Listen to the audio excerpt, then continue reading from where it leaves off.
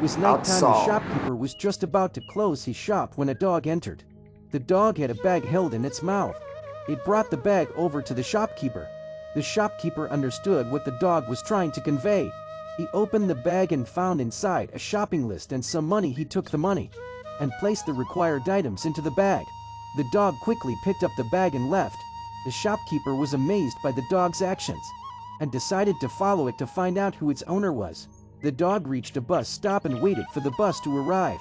A little while later, a bus came, and the dog got on. As soon as the conductor approached, the dog leaned forward to show the tag on its collar, which had the fare and the address written on it.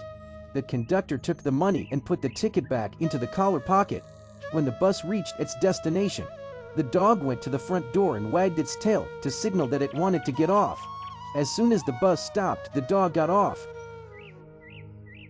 The shopkeeper was still following it. The dog reached a house and knocked at the door using its legs. The owner came out and started beating the dog with a stick, shocked and confused.